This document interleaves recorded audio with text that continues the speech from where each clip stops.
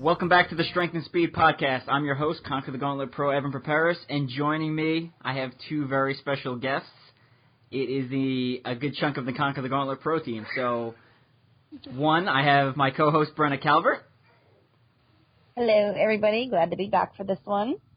And two, I have American Ninja Warrior competitor, Conquer the Gauntlet Pro, and the only female to stand on the overall podium of both World's Toughest Mudder and OCR World Championship, Amy Pajcic. Welcome to the show, Amy. Hello, it's nice to be here. Before we get to the conversation, though, we're going to give a quick shout-out to some sponsors. This episode is brought to you by Atomic Climbing Holds. So if you're looking to improve your grip strength or practice on rigs or build your home gym or have some grips to bring to the gym to use on pulling machines, check out Atomic Climbing Holds. They also have a section of their website that offers free or heavily discounted holds that you can add to your order for no extra cost. So definitely check them out. Amy and Brenna, what are your thoughts on Atomic? I absolutely love their holds. It's what I used to train on all the time. I'm right there with Amy. I'm not quite the ninja that she is, but maybe one day if I keep training with Atomic Holds, maybe I can be like her. Awesome. So we're going to jump right into it because Brenna's got to take off in a little bit. So we want to start knocking out some of the questions and having a good conversation for all of you listeners.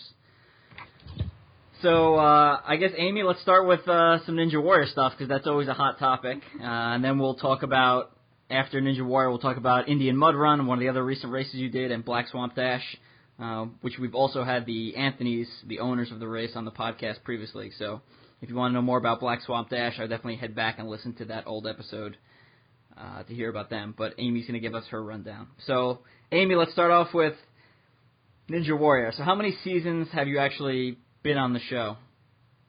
Including this season, this is number 4.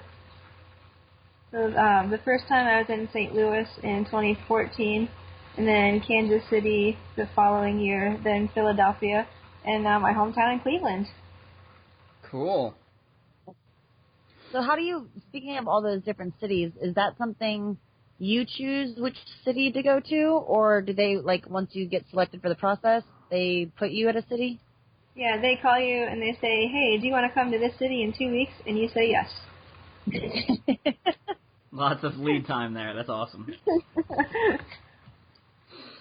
So what do you think? So obviously it's very hard to get on the show because there's a lot of applications.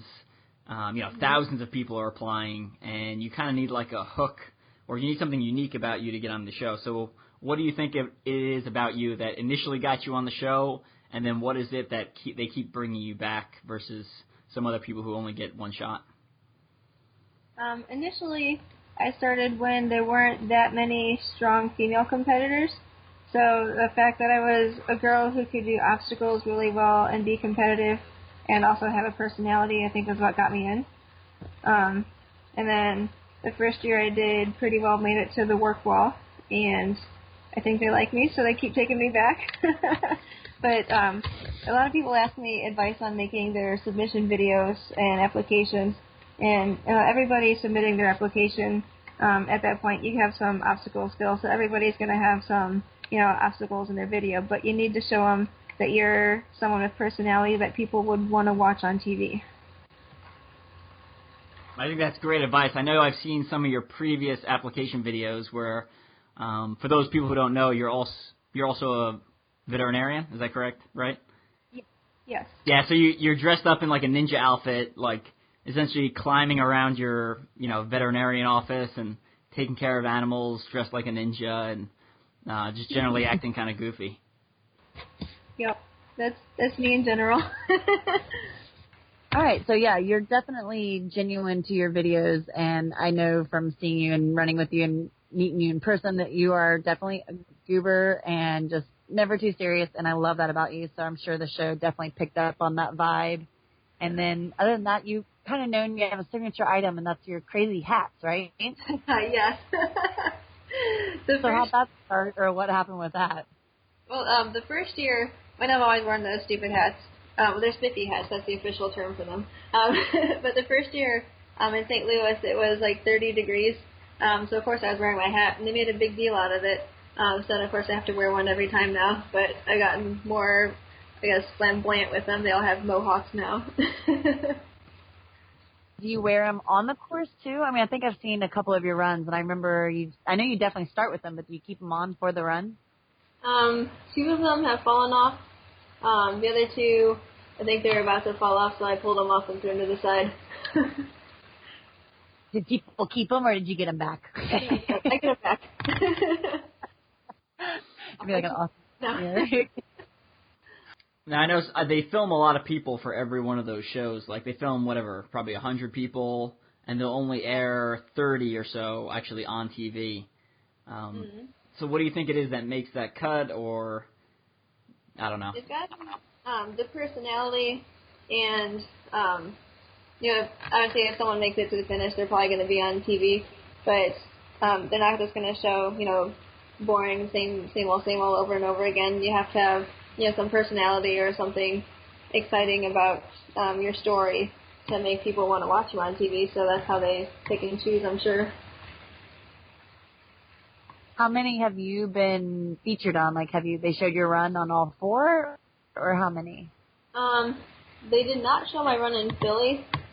They've shown me on all 3 other times. The first year they actually featured me, brought a film crew back to my hometown to film me at home. The other 2 was more of a, oh look, and she fell on commercial break, moving on. Man, that's crazy. So on a personal level, like, what is it that keeps bringing you back or making you keep reapplying for the show? The ninja community, kind of like the OCR community, is just very, very supportive. It's everybody against the course, not so much, me against the next girl. So the community is really awesome. It's, of course, really fun playing on the obstacles. I love the challenge. I love the obstacles. That's what I live for. So as long as they keep taking me back, I'm going to keep going back. That's what I was going to ask, was you going to keep applying? But I guess, because you're known for American Ninja Warrior first, I think, before obstacle course racing. So does that kind of play into your season when you get, like, how do you train? Do you go strictly for American Ninja Warrior until you know if that's going to happen, and then you kind of plan obstacle course racing after that, or? I kind of actually do the same thing for the most part of the year. Once Ninja comes around, I do some more obstacle-specific training and actually traveling to some gyms to practice on obstacles and more obstacle technique. But the Ninja training and the obstacle racing training complement each other really well. I do a lot of running year-round. Of course, helps with the obstacle racing. It helps keep you in shape for Ninja as well. And a lot of rock climbing, that helps with both. I don't really go to obstacle gyms that often. I don't have many obstacles to train on, so it's mostly rock climbing and running that I do for training in general. And then just climbing on random pieces of public buildings and stuff like that. If you follow Amy on Instagram or Facebook, she's always climbing on, like, arches and just random things. So That's parking lot poles and all sorts of stuff. Cool. So let's talk about Indian Mud Run. They had a featured obstacle at OCR World Championships last year, the floating walls. I believe they'll also be featured at both U.S. OCR Championships and OCR World Championships for 2017 this year. You raced this year at Indian Mud Run. How did that go? And kind of tell us about the course. It was really, really fun. It was my first time doing it, which I didn't even know about it until the last couple of years. And I've been in Ohio the whole time, so I don't know how that happened. But they had really good obstacles. Of course, obviously I'm biased. I love the obstacles. So having a lot of harder, challenging, different obstacles was a lot of fun. The entire race, I was kind of back and forth with this one girl running. And she kind of left me in the dust. But then as soon as we got to the obstacles, I caught back up. But they have Fall Valley too, the Destroyer, a couple of rigs. So they have some really good obstacles there. The prizes were really cool. It stormed the day before, so there was a lot of mud too. But it was overall really fun, good environment, and right in my home state. So that's a permanent venue there. Where in Ohio is that one? Pajcic. It's kind of eastish, middle-ish, in the middle of nowhere-ish. So how did you end up placing in that event? I won. Oh, well, there you go. Congratulations on that win. Thank you. It was the obstacles that saved my butt. Nice. That's always the number 2 girl was way faster. That happened to me recently. I know the feeling where it's just so fast, but you're like, thank you for the obstacles. That's why I love this sport. Yes. And Ohio seems to have a very strong community of obstacle course racers, and then on top of that, they have a bunch of local race series that are also very unique to Ohio. So there's Indian Mud Run, and there's also Mud Ninja and Black Swamp Dash. So can you tell us a little bit about your recent race at Mud Ninja and how that went and what that kind of course is like? Mud Ninja was pretty similar in the aspect they had a lot of really good, unique obstacles that aren't at other, like it's not one of your typical big race series obstacles. It wasn't just walls. They had like tire swings. They had this new obstacle. You had to jump on a little platform that swung. So it was really fun. A lot of unique obstacles. A lot of them that are kind of similar to American Ninja Warrior obstacles. So obviously that helps me out a lot. And their prizes are swords. So they do, for the age group, the top 3 of each age group gets a sword. And then the winner this year got like a really big sword. It was really cool. It was really heavy and legit. I felt really cool. How many swords do you have now? Because I know you've done it a couple times at least or something, right? Second time doing it. So I have 2 from last year and 2 from this year.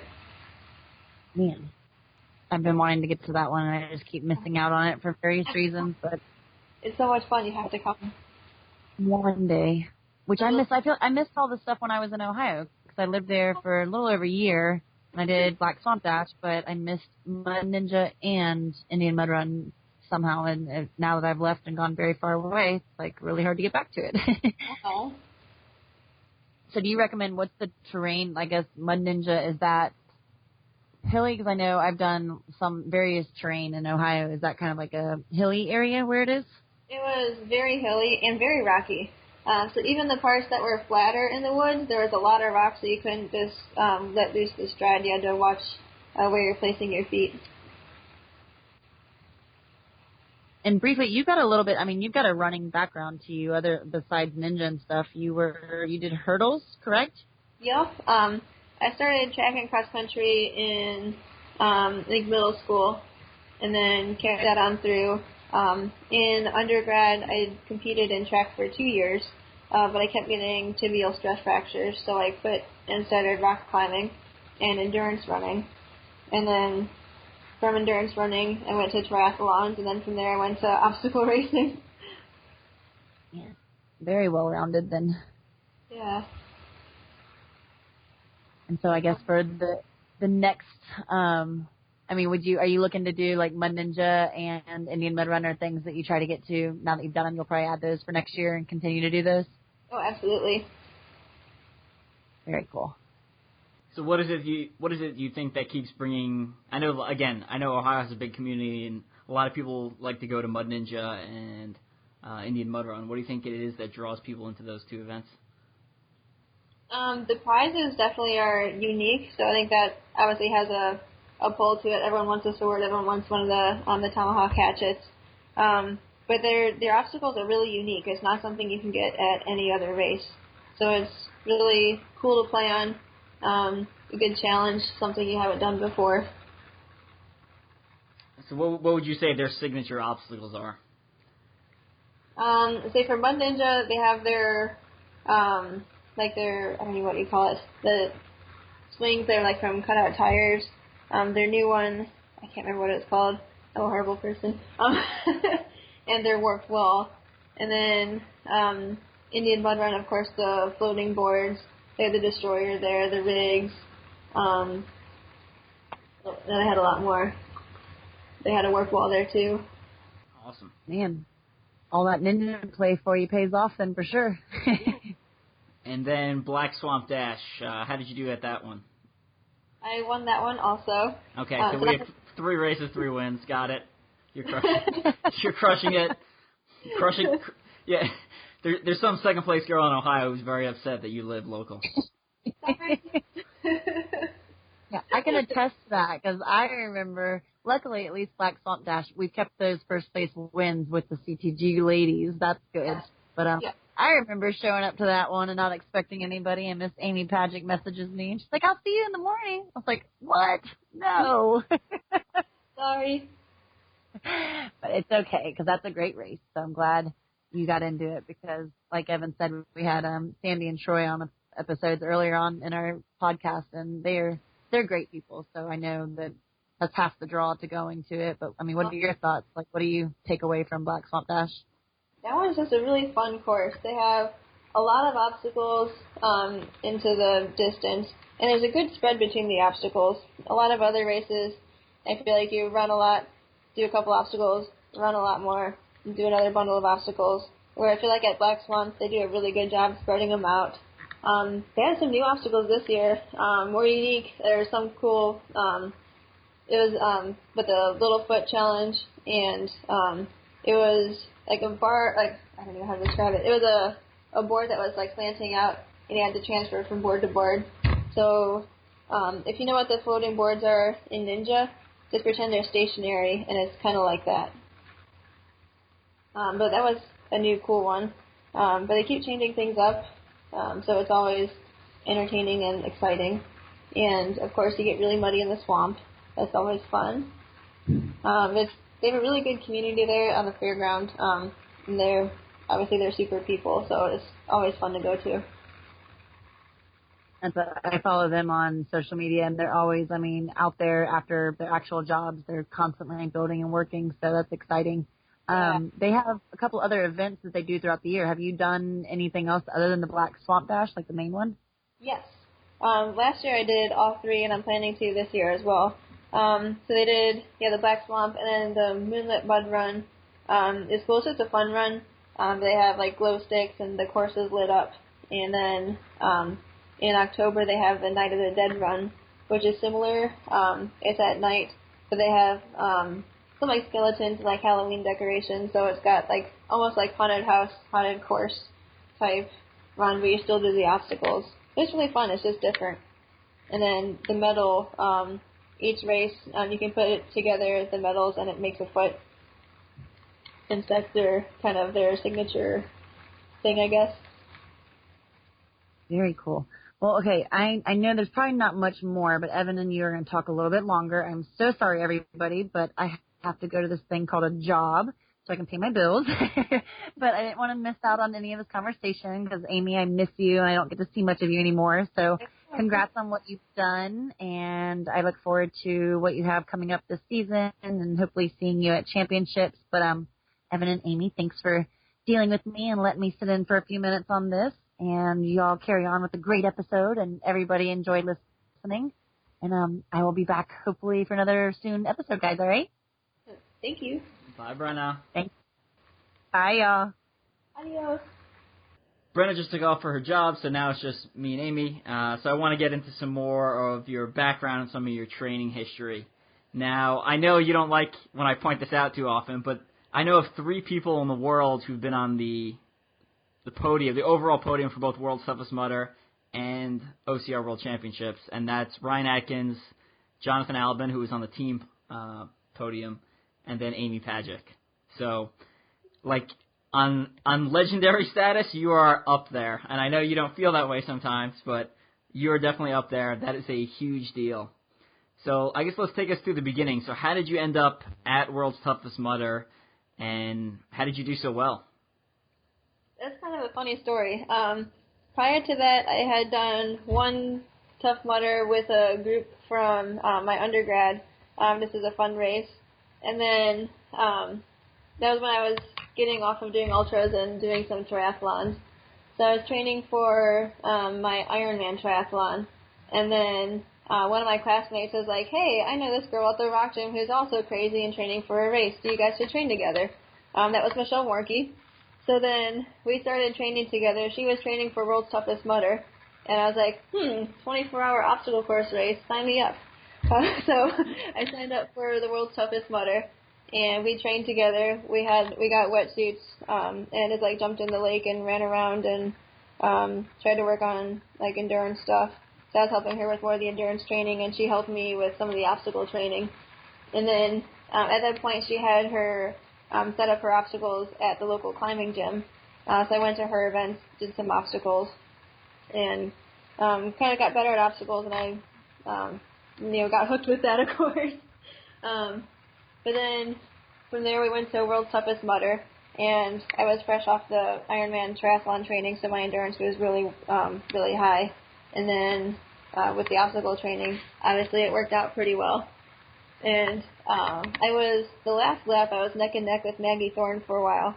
She ended up passing me, but it's funny because now Maggie and Michelle and I are always a team for the OCR World Championship team race. So it's kind of funny how things worked out in that aspect. Yeah, that's awesome. I think what's very interesting about that is, and interesting about obstacle course racing in general, is you had the background and training already from another sport, and you know, as the sport develops, you seized on an opportunity, and it panned out well in your favor, clearly, because third place at that event is huge. And what year was that? 2013. Okay, so last year in New Jersey, right? Yep. Cool. And then the following year, you went to OCR World Championships. So give us a little rundown of how that went. This is the first one. Yeah, that was really cool. Of course, after World's Toughest Mudder, doing so well, I was hooked, so I had to do more. And then I think it was soon after that when the announcement was out that they were going to have the World Championships. Of course, I was like, oh, I got to do this too. So I got my qualifying race in, and I didn't really expect to do that well. We started the race off, I think I was probably like between 15th and 20th place, and then we got to the rig, and I think it was like Michelle and I were neck and neck there. We went in going in like 20th place, and then came out second and third place at that point. So obviously the obstacles were saving our butt in that race. It was just really cool seeing the whole world obstacle racing community come together and having obstacles we had never seen before. It was such a cool event, such a cool idea that it's supposed to be the Olympics for obstacle racing, and we were here and doing well, so it was really cool. We did pass. Oh, go ahead. Yeah, so for those of you who don't know, the Platinum rig was like a new thing in 2014. Like, most people had never seen that before, or at least a lot of people I talked to had never seen that before. So when they put it in the OCR World Championships, just one rig, it decimated the field. It was both the guys and the girls side. People had a lot of trouble there. So go ahead. It was the Ninja Killer. That's always our joke with the Ninja comps. What was the Ninja Killer this time? That was the rig. Yeah. So, on my side of the story, I get to that obstacle. It's like my fourth obstacle race ever. I previously had done 3 Warrior Dashes, so clearly a large background there and with difficult obstacles. Not. So I get to the Platinum rig. It does not go well for me. And I'm like, all right, and we continue my race. So I keep running. And this girl essentially passes me. It's you. So I'm running. So you're 10 feet behind me, and I'm running, and I'm like, all right, this girl's clearly in the top 3. I had no idea who you were. So I'm like, I better let her go around me because I don't want to hold up one of the top females, right? So I let her go around me, and we end up running a good chunk of that race around the same pace.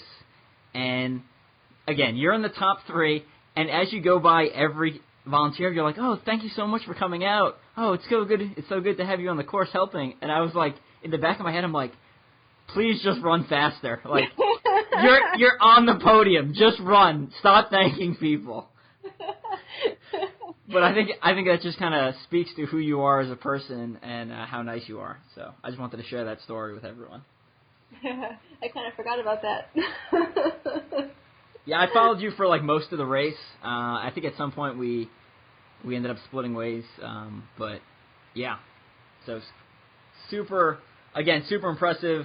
Obviously, you have a strong ninja background, strong upper body and obstacle training background, and again, you were in the right place at the right time, and you seized on the opportunity.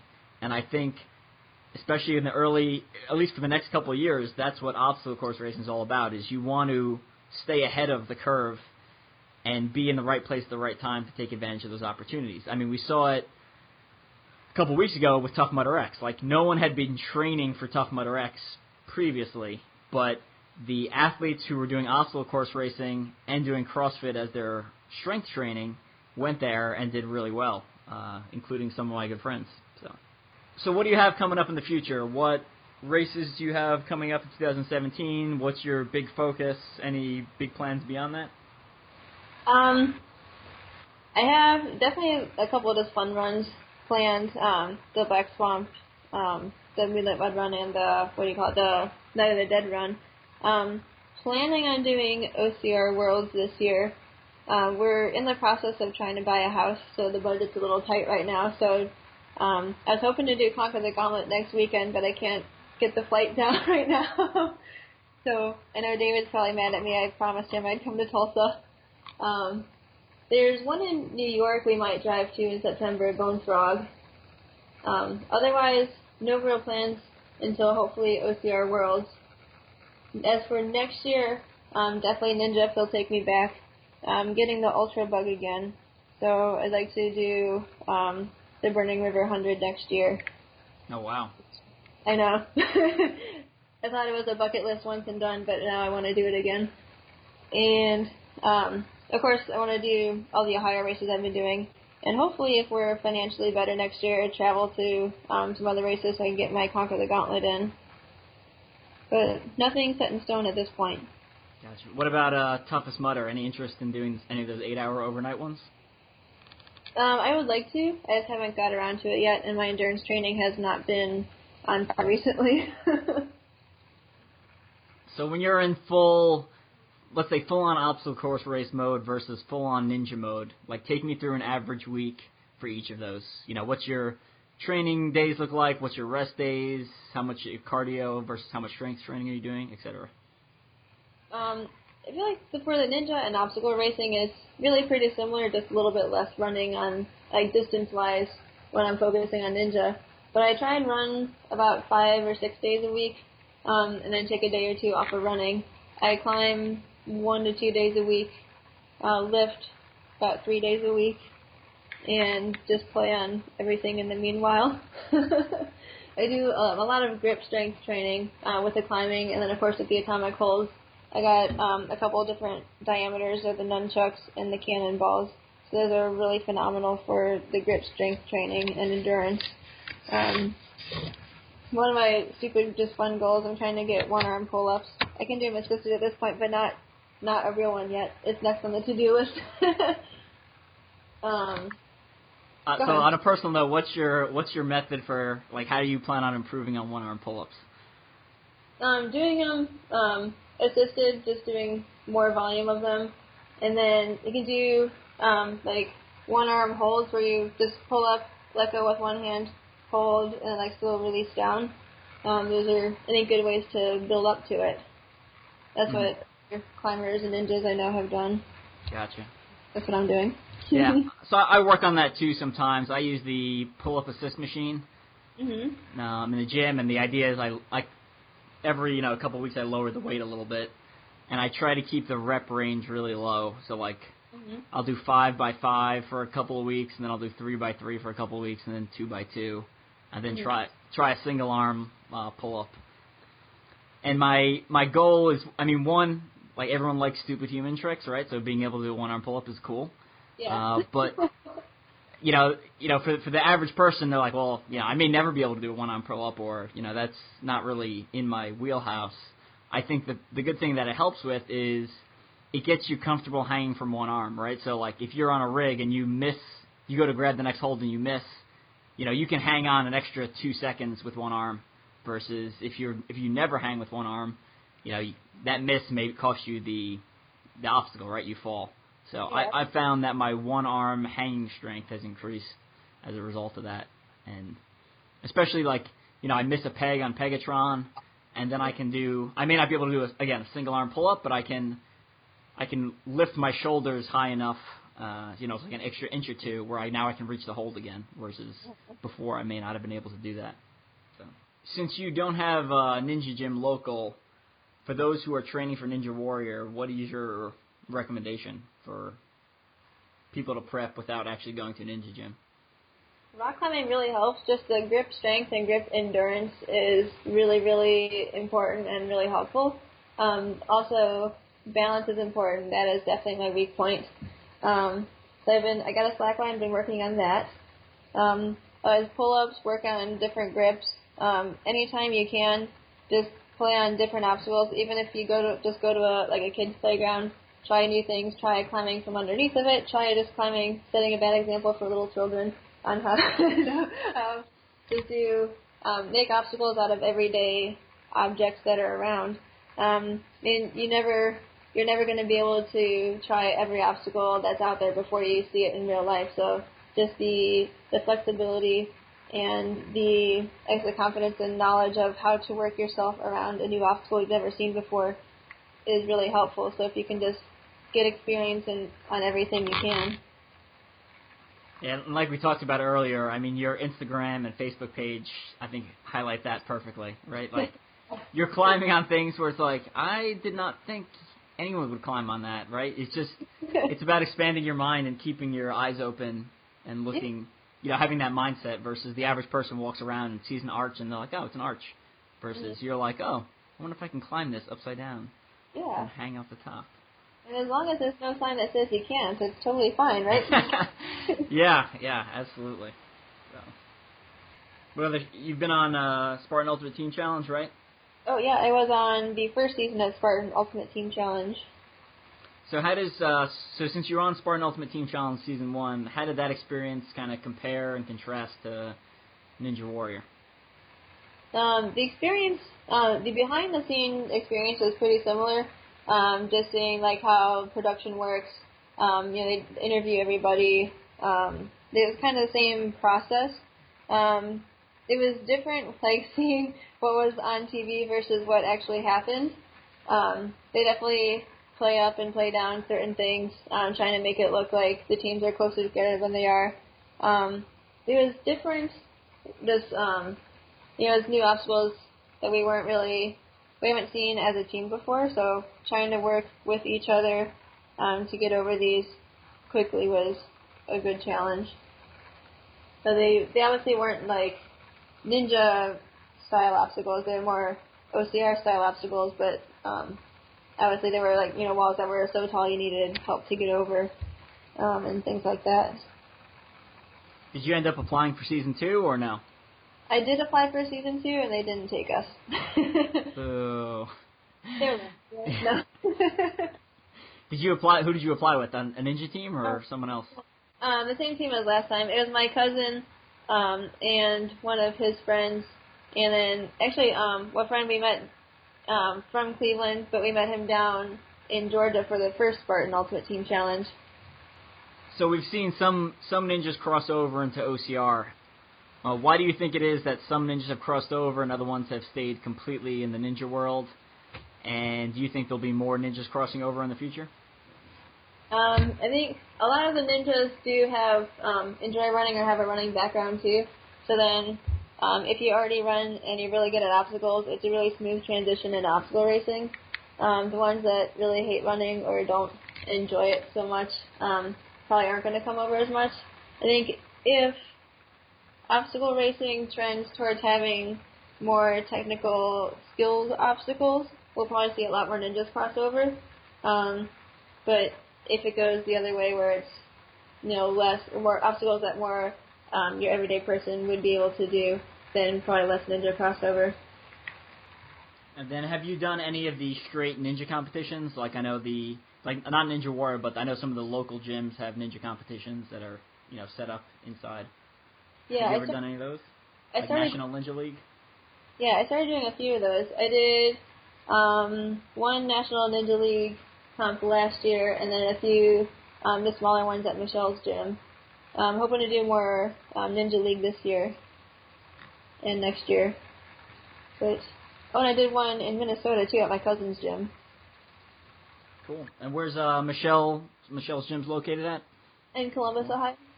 Okay. Nice. All right. Well, I think that wraps up most of the stuff we wanted to talk about. Amy, again, thanks for coming on the show. Unfortunately, Brenna had to bow out early. Before we take off, any people or brands or anyone else you want to give a shout out to? Of course, Conquer the Gauntlet, Atomic Climbing Hold, also part of the OCR Gear race team at X Racewear. I love their shorts with a pocket and the emergency food pouch in my shirt. Mud Gear. What am I missing? A lot. Dry Robe. Sorry, we can go on and on. There's a lot of great brands out there, and I like all those brands you just named.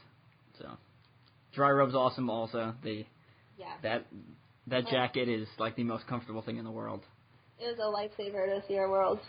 Yes, it's awesome there, and all the 24-hour races I've done, it has come in handy at every single one. Even the ones in the summer, it has come in handy because I use it for not only one to keep myself warm, but also as like a changing area, right? So you can put on the robe and literally get completely naked underneath, and no one, you don't get arrested or anything. So that's cool.